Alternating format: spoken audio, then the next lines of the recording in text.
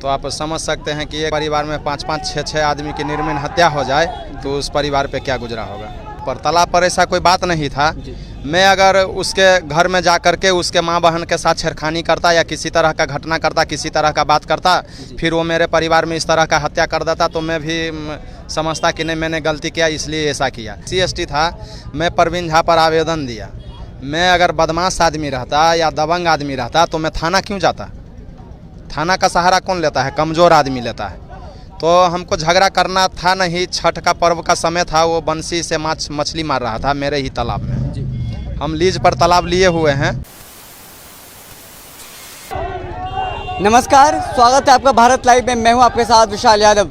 हम अभी मौजूद हैं महमूदपुर गांव। ये मधुबनी का गांव है। आपको याद होगा होली के दिन महमूदपुर गांव में क्या कुछ हुआ था। 5 भाइयों की हत्या कर दी गई थी नृशंस तरीके से। और हमारे साथ बात करने के लिए मौजूद हैं इसमें संजय सिंह, जो इकलौते भाई बचे हैं इस पूरे परिवार में।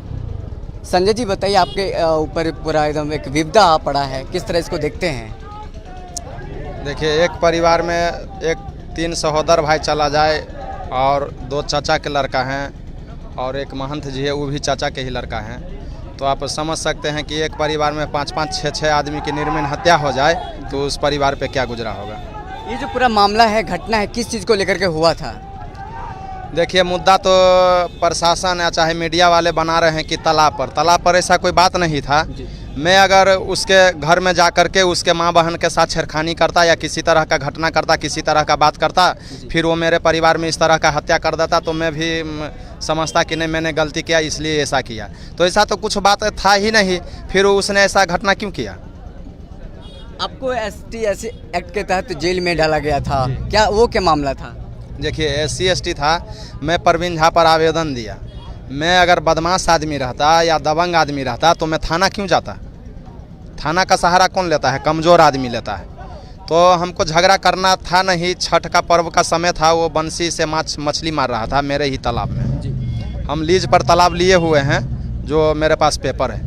तो मैंने उससे पूछा कि भाई ब्राह्मण जाति से आते हो और आज के दिन मछली मारते हो, तो कहा नहीं हम मारेंगे, जो तुमको करना है कर लो। उस पर हम बंसी ले लिए। अब बंसी लेकर के जब हम आना चालू किए तो वो फ़ोन किया अपने भाई को, नवीन झा को, और उसके साथ जो 10-15 लोग थे वो आए और आ करके ऐसे जैसे अभी भीड़ लगा हुआ है ऐसे आ करके हमारे पाँव पे दबिया से मार दिया, जो आप देख सकते हैं। देख लीजिए, दबिया से मार दिया यहाँ पर, जो यहाँ 5 टाका पड़े हुआ था। यहाँ 5 टाका पड़े हुआ था।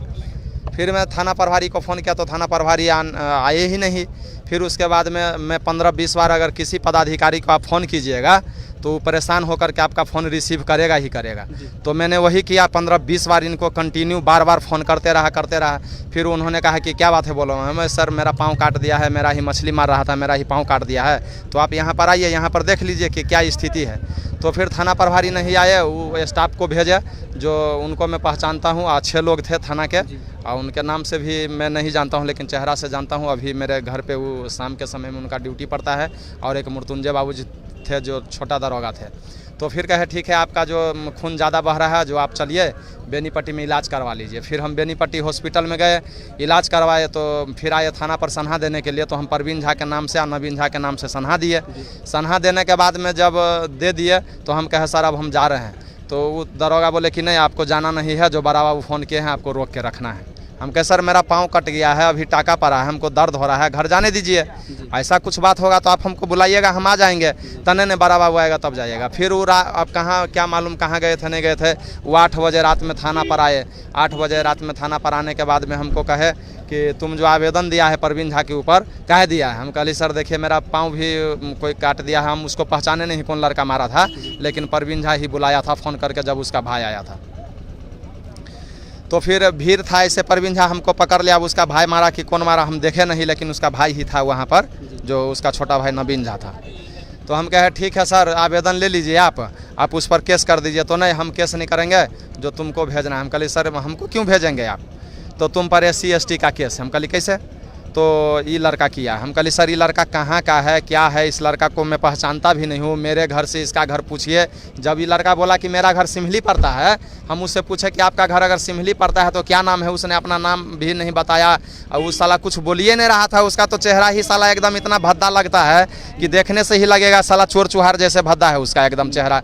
वैसे मुंडी करके बैठे हुआ था। हम बोले भाई तुम हम पर काहे ला केस किया है, वो बोलने से इनकार चला गया। वो कुछ बोलता ही नहीं था, थाना प्रभारी सिखा दिया था या कौन सिखाया था, वो कुछ बोलने से ही नासाकार गया। वो हम उससे बार बार पूछे कि हम पर क्यों केस किया, क्यों केस किया, वो बोलता भी नहीं था।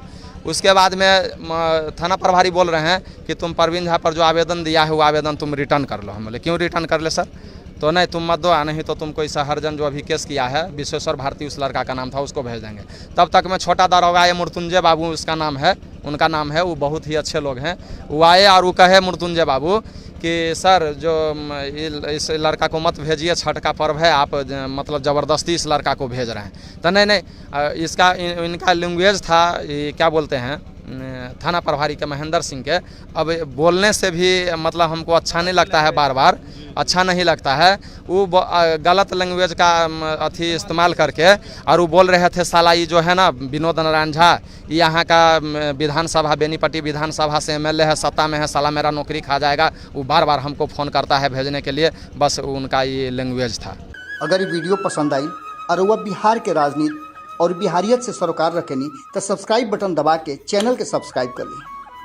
ओजे एगो घंटी बा, ओकरा बटन दबा देला से कुल सटीक और मारक खबर रुआ मुफ्त में मिल जाई।